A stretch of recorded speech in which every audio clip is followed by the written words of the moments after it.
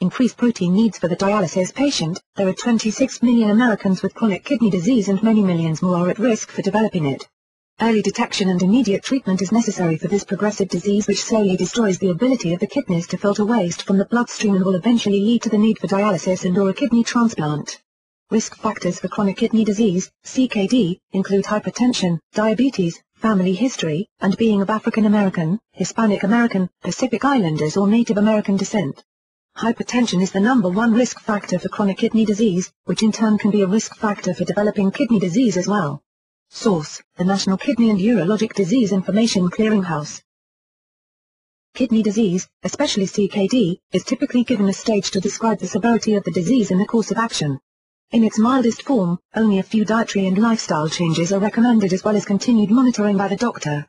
In subsequent stages of the disease, however, there are several serious restrictions, including a limit on the amount of protein that is eaten every day, which will require a nutritionist's or dietitian's guidance. Protein is a vital part of a healthy diet and changing the amount that is eaten or restricting it can have serious consequences. During this stage of the disease, maintaining weight will be important for a number of reasons and suddenly reducing or changing the types of protein that are included in the diet can cause the body to start seeking additional food sources until the right protein level is reached. Source: Massey University. When the body breaks down protein, it is first broken down into individual amino acids and then used to create new amino acids, enzymes, and hormones that regulate digestion, sleep, and ovulation. After this process is completed, the waste products are filtered by the kidneys. These two organs are small, only about 4 inches long and weighing less than a pound in total, but filter blood through them at a rate of about 18 gallons per hour. The kidneys filter about 60% of the fluid in the entire body. Source: McLean 2005. Once the kidneys are damaged or diseased, they lose the ability to accomplish this filtration of protein breakdown-related waste products. Kidney disease is given a stage, which is related to how serious it is based on the glomerular filtration rate, or how much blood the kidney can filter.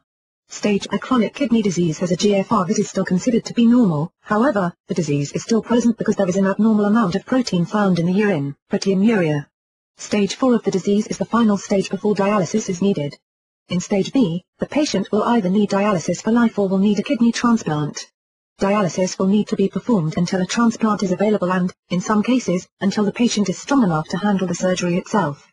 In the case of some underlying medical conditions, surgery may not be a viable option.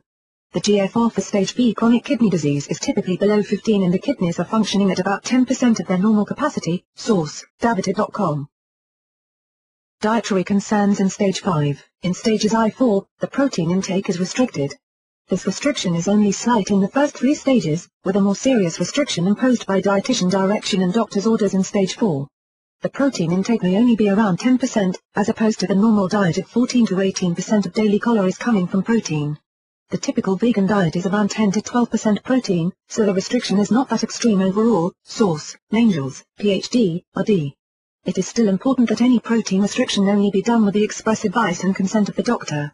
In Stage B, which is end-stage renal failure, the reverse is true. In this stage, the need for dialysis will become a fact of life as will the need for good nutrition, including additional amounts of protein. There might be restrictions on the amount of fluids that will be considered to be safe as well as restrictions on sodium, potassium, and phosphorus intake. There may also be restrictions on the types of foods that can be eaten based on the type of dialysis that was being used and the patient's overall health. Dialysis is the mechanical separation of waste matter and water from the bloodstream. Although dialysis can be used in other ways, it is primarily used to replace kidney function either temporarily or on a more permanent basis. The procedure of dialysis is fairly complex and typically takes several hours per session, which might be done 3 times per week or more depending on need. Source: McLean 1993. During this time, the diet must include enough calories to ensure that the health level be maintained and or improved and to prevent muscle wasting. The cornerstone of the diet will become increased levels of protein, which should come from sources that are high in essential amino acids, including eggs, meat and some dairy, while keeping in mind any other restrictions that are involved in the diet. Some foods, though high in overall protein, are lacking in the amino acids that will be converted to muscle and should not be used, including nuts, beans and nut butters. Calories in this stage will be based on dry weight, which is actual weight minus estimated fluid retention rate. Protein intake can be as high as 2 grams per kilogram of dry weight, which is double the average recommended amount. The dietitian will suggest that you increase your intake of meat, frequently eat egg dishes, eggs are considered to be the perfect protein, and take protein supplements as well. It is also important that you get about 25% of your daily protein from each meal. Food restrictions will still be important and will include dairy products which, while high in protein, may be limited because they are also high in phosphorus. Additional foods that will be restricted include brown rice, brown cereals, dried beans, salmons, organ meats and sardines, chocolate and cola drinks. One of the early signs of phosphorus buildup in the body is extremely itchy skin. Source: Marie, 2002.